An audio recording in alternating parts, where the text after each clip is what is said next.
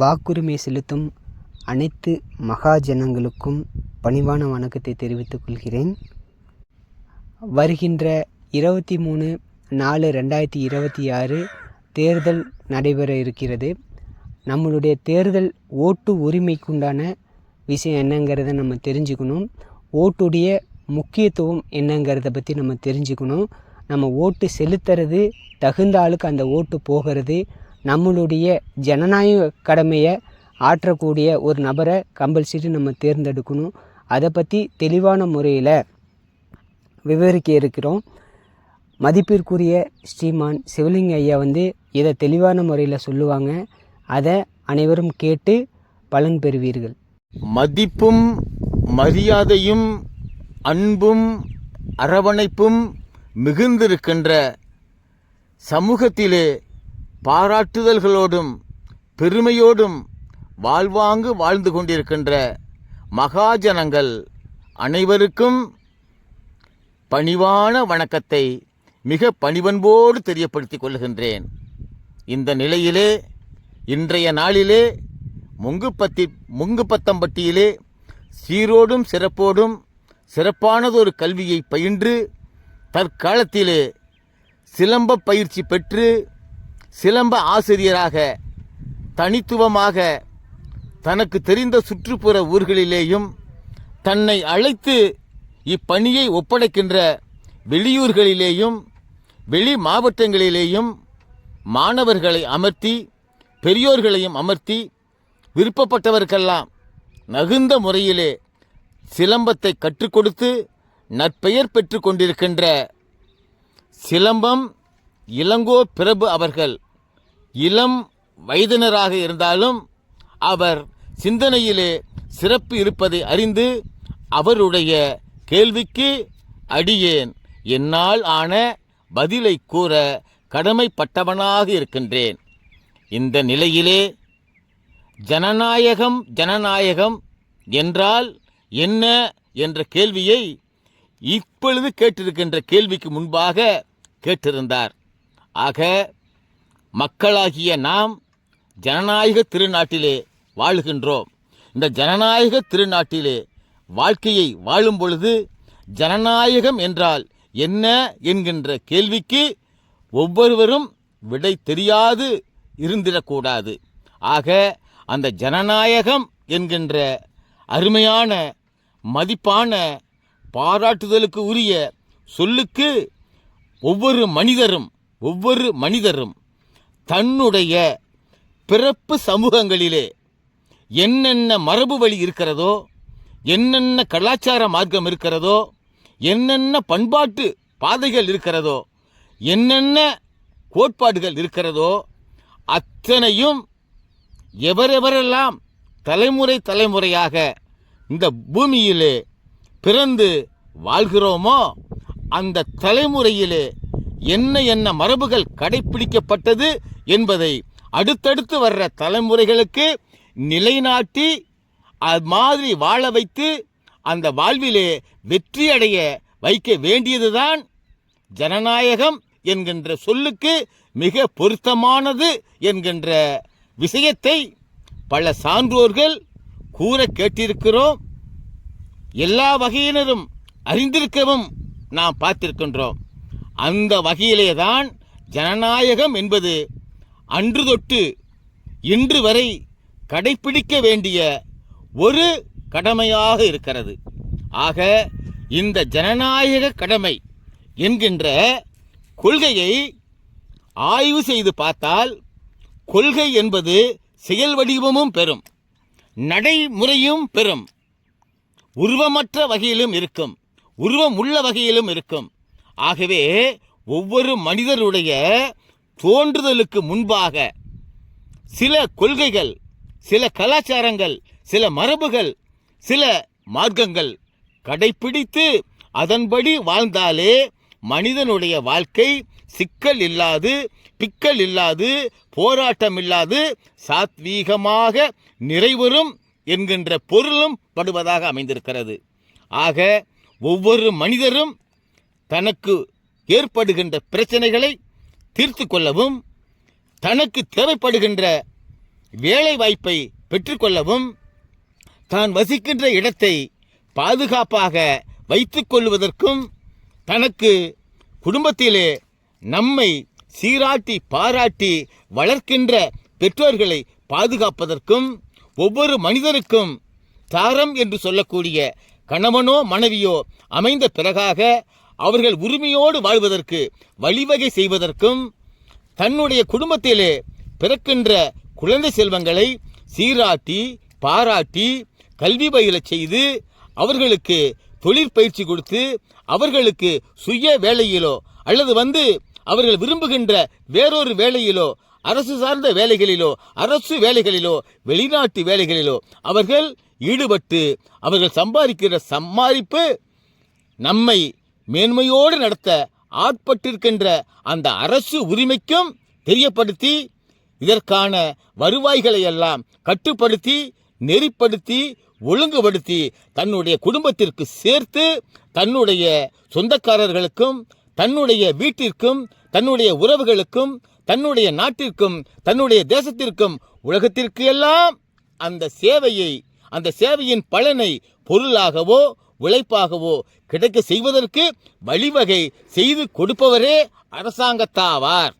அந்த அரசாங்கத்தவர் மிக ஒவ்வொரு மனிதனுடைய வாழ்க்கையையும் அவருடைய வளர்ச்சியையும் அவருடைய பண்பாட்டையும் அவருடைய கலாச்சாரத்தையும் அவருடைய வாழ்வியல் மரபையும் அறிந்து தெரிந்து அவருக்கு வாழ்வதற்கு என்ன வாய்ப்புகள் தேவைப்படுகிறதோ அந்த வாய்ப்புகளை சட்டத்தின் மூலமாக ஏற்படுத்தி அந்த மனித வாழ்வு அந்த மனித இனம் மேம்பாடு அடைய வைப்பதற்கே இந்த ஜனநாயகம் என்கின்ற ஒரு உரிமை தரப்பட்டதாகவும் வரலாறு உண்டு.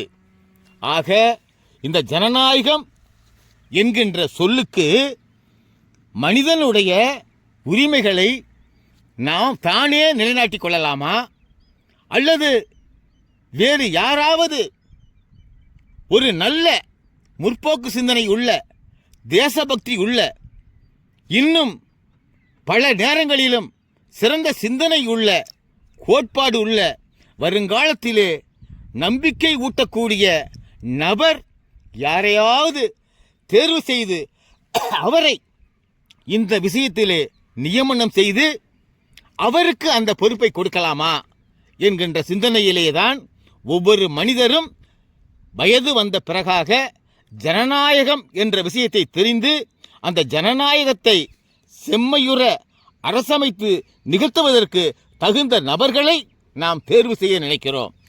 ஆக ஒரு மனிதர் தனக்குள்ள மரபு என்றால் கலாச்சாரம் என்றால் பண்பாடு என்றால் இவைகளை எல்லாம் அறிந்திருத்தலே முக்கியமாம்.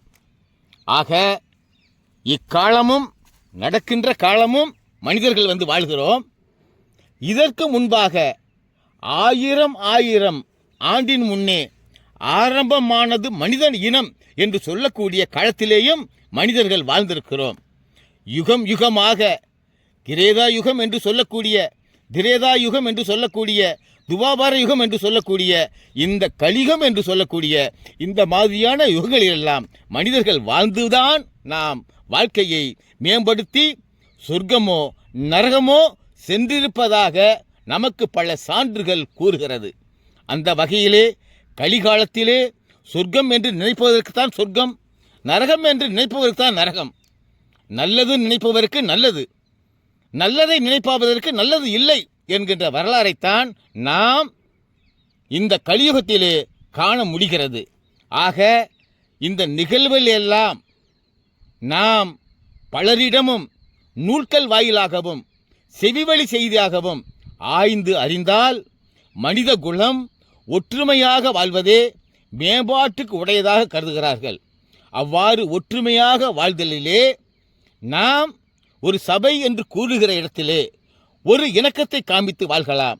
ஆனால் தன்னுடைய பிறப்புக்கு சொந்தமான ஒரு குடும்பத்திற்குள்ளே வாழும் பொழுது மனிதர்கள் பல வகையான கோட்பாடுகளை கலாச்சாரங்களை சம்பிரதாயங்களை மரபுகளை கடைப்பிடித்து வாழ வேண்டியிருக்கிறது.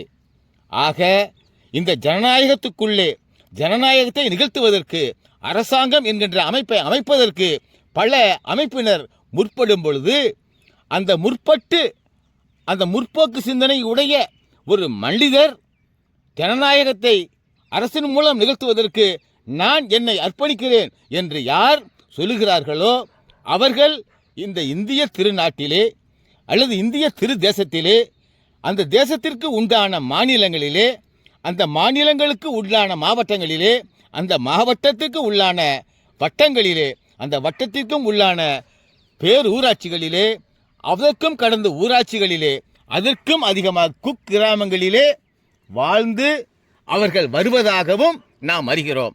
ஆக இந்திய தேசம் என்பது பண்பாட்டை சிறப்பாக வைத்திருந்தது, கலாச்சாரத்தை சிறப்பாக வைத்திருந்தது, மேன்மையையும் சிறப்பாக வைத்திருந்தது. உலகெங்கிலும் இருக்கிற தேசங்களிலே பாராட்டுகளை மிகவும் பெற்றிருந்தது.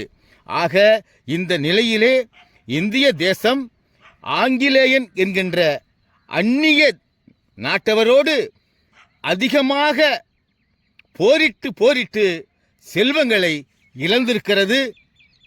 இன்னும் அதை கடந்து பல மார்க்கத்தை கடைபிடிக்கின்ற மக்களிடமும் இந்திய தேசம் செல்வங்களை எல்லாம் இழந்திருப்பதாக நாம் வரலாறுகளின் மூலம் தெளிவாக அறிய முடிகிறது.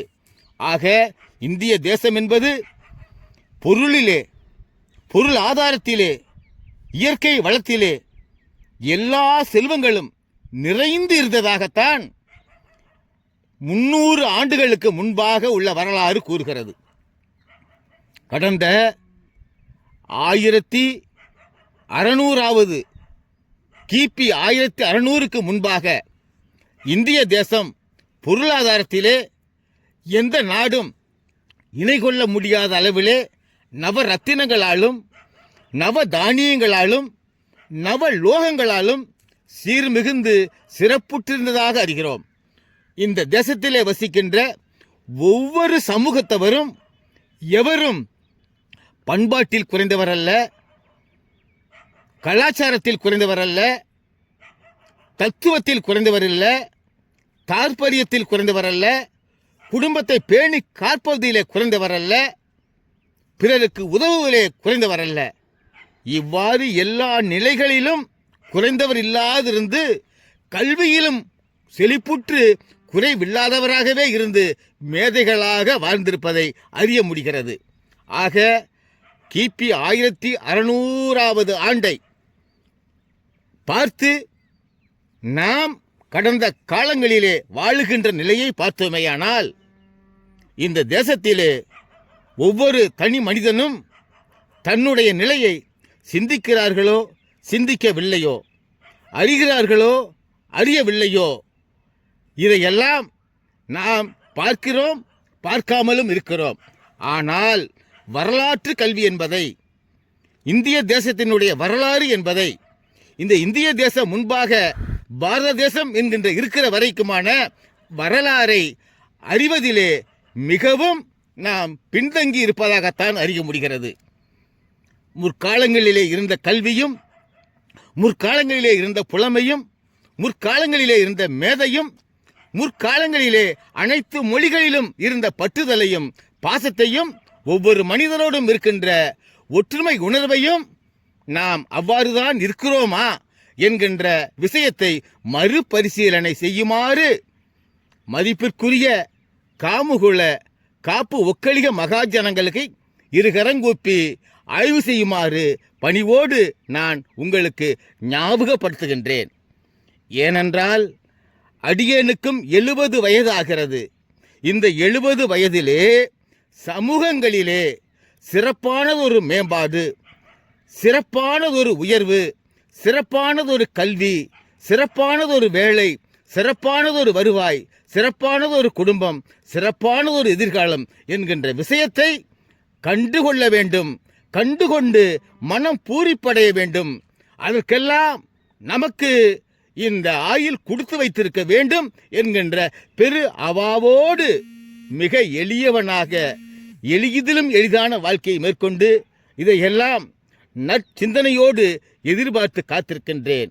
இந்த நிலையிலே அடியேனுடைய ஆர்வம் பூர்த்தியாக வேண்டுமென்றால் நாம் அவரவருடைய சமுதாய மக்கள் கடந்த 100 ஆண்டுகளிலே அல்லது அதையும் கடந்த 100 ஆண்டுகளிலே அதையும் கடந்த 100 ஆண்டுகளிலே எங்கெல்லாம் அவர்கள் வந்து வாழ்ந்திருந்தார்கள், என்ன கலாச்சாரத்தோடு, என்ன பண்பாட்டோடு, என்ன மரபோடு வாழ்ந்திருந்தார்கள் என்பதை அறிந்தால், அறிந்தவர்களிடம் கேட்டால் அவர்கள் கூறுகின்ற கூற்று மனிதனை, இன்று வாழுகின்ற அடியேனை ஆச்சரியத்திலும் ஆச்சரியப்படுத்துகிறது.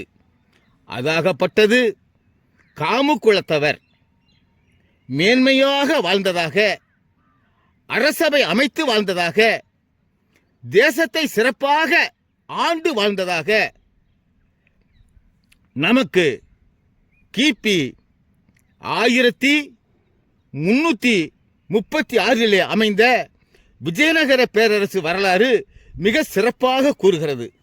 அந்த விஜயநகர பேரரசு வரலாற்றின் தொடக்கம் என்னவென்றால், தேசத்திலே விஜயநகர பேரரசு என்பது தற்பொழுது துங்கபத்திரை, கர்நாடக தேசத்தின் வட எல்லையிலே இருக்கின்ற துங்கபத்திரை என்கின்ற நதிக்கரையிலே தெற்கு பரமாக மிக வீரமிக்கவரால், மிக சக்தி மிக்கவரால், மிக இறைத்தன்மை மிக்கவரால், எல்லா வகை முற்போக்கு சிந்தனை உடையவராலும் மக்களையெல்லாம், உயிரினங்களையெல்லாம் காத்திட வேண்டும் என்கின்ற சிறந்த நோக்கத்திலும் ஆரம்பிக்கப்பட்டதாக வரலாறு கூறுகின்றது. அப்படி வரலாறு கூறி வரும்பொழுது, அந்த வரலாறு தொடக்கத்திலிருந்து அந்த விஜயநகர பேரரசு வீழ்ச்சியுறுகின்ற வரை 1565 ஆண்டு ஜனவரி மாதம் 26ஆம் தேதி விஜயநகர பேரரசு பாமுனி சுல்தான்களால் சூழ்ச்சியினாலே வீழ்த்தப்படுகிறது.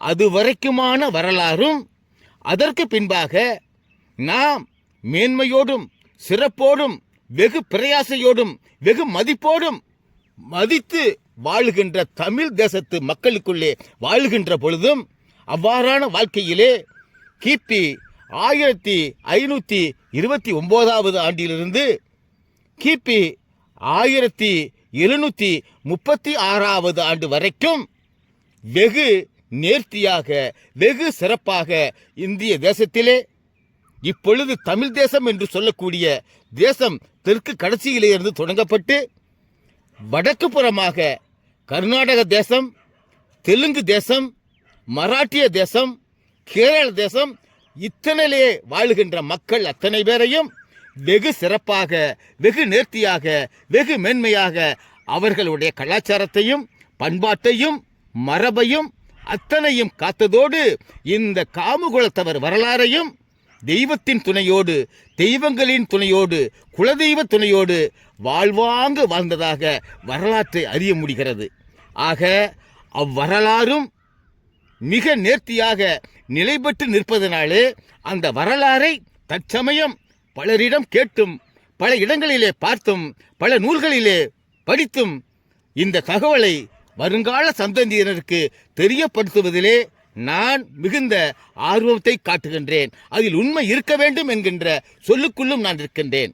ஆக இந்த கலாச்சாரம், பண்பாடு, வரலாறு இது எல்லாமே ஒவ்வொருவரும் தெரிந்திருந்தால்தான் இந்த ஜனநாயக திருநாட்டிலே, ஜனநாயகம் என்கின்ற பெயரிலே நம்மை மேலாண்மை செய்கின்ற நபர்களை தேர்வு செய்யும் பொழுது நமது கலாச்சாரத்தை யார் பேணி காத்து நிலைநிறுத்த உதவுகிறாரோ, நமது பண்பாட்டை பேணி காத்து மீட்டெடுத்து நிலைநிறுத்த யார் உதவுகிறாரோ, நமது மரபு வழியை வாழ்வதற்கு யார் அனுமதி வாங்கி தருகிறார்களோ, நமது அத்தனை வகையான சிந்தனைகளையும் யார் கோடிட்டு பார்த்து இதை மேம்படுத்தி தருவதாக, நிலைநிறுத்தி தருவதாக யார் வாக்களித்திருக்கிறார்களோ, யார் உறுதியளித்திருக்கிறார்களோ அந்த நபர்களையே நீங்கள் தேர்வு செய்தால், அல்லது அந்த பிரதிநிதிகளை இந்த தகவலையெல்லாம், கலாச்சாரத்தை, நாகரிகத்தை, நெறிமுறையை, பண்பாட்டை அத்தனையும் தெரிந்தவராக்கி அதன் பிறகாக இந்த ஜனநாயக என்கின்ற சொல்லக்கூடிய சொல்லுக்குள்ளே கொண்டு வந்து அவர்களை மக்களை பிரதிநிதி சட்டப்படி மேலாண்மை செய்ய வைத்தால் மனிதனுடைய வாழ்வு மேலோங்கும். நாட்டிலே ஜனநாயகம் என்று சொல்லி அந்த ஜனநாயகத்திலே நாம் சில சீரழிவுகளை மனிதனுடைய வாழ்க்கையிலே பார்க்கிறோம். இந்த சீரழிவுகள்லாம் மனிதனுடைய வாழ்க்கையிலே இல்லாமல் இருக்க வேண்டுமென்றால் அவர்கள் தங்களுடைய மரபையும் கலாச்சாரத்தையும் பண்பாட்டையும் அறிதல் முக்கியமாம். ஆகவேதான் முன்னோர்களுடைய பேச்சை கேள், முன்னோர்களுடைய எழுதி வைத்ததை படி என்கின்ற கூற்றை சான்றோர்கள் பலமுறை கூறுகிறார்கள். ஆயினும் இப்பொழுது வாழுகின்ற நாம் பெரும்பகுதியாக கேட்கிறோமோ கேட்கலையோ தெரியவில்லை. ஆனால் ஜனநாயகம் என்பதை கேட்டால், மரபு என்பதை கேட்டால், கலாச்சாரம் என்பதை கேட்டால், என்ன சுவாமி என்று கேட்டால், ஐயா எங்களுக்கு அது இன்னும் தெரியவில்லை என்று இதில் சிலரும் கூறுவதை கேள்விப்பட்டிருக்கிறோம். ஆக அந்த நிலையெல்லாம் ஒவ்வொரு மகான்களும் மாற்றி தன்னுடைய இனத்துக்குள்ளே, தன்னுடைய மொழிக்குள்ளே எம்மாதிரியாக பெற்றோர் வாழ்ந்தார், அவருக்கான பெற்றோர் வாழ்ந்தார் என்பதை மூதாதையர் வரை அறிந்திருந்து அதற்குள்ள உரிமைகள் என்ன என்பதை வரலாற்று நூல்களிலேயும் நல்லதொரு மகான்களிடையும் கேட்டு தெரிந்து உங்களுடைய மரபை நிலைநாட்டுவதற்கு யார் அறிந்து முன்வருகிறார்களோ அவர்களையே தேர்வு செய்வது இத்தனை பேருக்கும் வெகு சேமமாக இருக்கும் என்று என்னுடைய பணிவான கருத்தாக தோன்றுகிறது. ஆகவே நான் கூறியிருக்கிற கருத்துக்களிலே விடுபட்டும் இருக்கலாம், இன்னும் சேர்க்க வேண்டிய கருத்துக்களும் இருக்கலாம், எனக்கு அறியாத கருத்துக்களும் தெரியாத கருத்துக்களும் இருக்கலாம். எனக்கு தெரிந்தவற்றிலே சிலதை நான் இங்கே இந்த நேரம் கருதி இந்த ஒரு இளைஞன் கேட்டதினாலே நான் இதை ஒப்புவிப்பதனாக ஆகிறேன். ஆக ஒப்புவித்தல் என்றால் நான் மனதுக்குள்ளே வைத்திருக்கின்ற விஷயத்தை பலரிடம் நான் பகிர்ந்து தள்ளுவது ஒப்புவிப்பதாக பொருள். ஆக இந்த ஒப்புவித்தலின் மூலம் பண்பாடு என்ன, கலாச்சாரம் என்ன, நாகரிகம் என்ன என்கின்ற அத்தனை வரலாறுகளையும் நீங்கள் உங்கள் சமூக சான்றோர்களிடம் கேட்டு தெரிந்து அதன்படி வாழுதலே உத்தமமாகும் என்று கூறி வருகின்ற இந்த தமிழ்நாடு சட்டமன்ற தேர்தலிலே இந்த உரிமைகளை எல்லாம் யார் மீட்டு கொடுப்பார்கள், யார் நிலைநிறுத்துவார்கள், யார் இந்த வகையிலே நமக்கு உறுதுணையாக இருப்பார்கள் என்கின்ற விவரங்களை எல்லாம் நீங்கள் உங்களுக்காக நீங்கள் தேர்வு செய்ய இருக்கின்ற வேட்பாளரிடம் சுருக்கமாக கேட்டு கூறி இந்த விஷயத்தை நிலைநிறுத்தி உங்களுக்கு யார் உறுதி செல்கிறார்களோ அவர்களுக்கு உங்களுடைய விருப்பம் போல உங்களுடைய மனது சொல்கின்ற நிலைப்படி நீங்கள் வாக்கை செலுத்தி ஜனநாயகம் என்கின்ற பெரும் பெயரை காத்து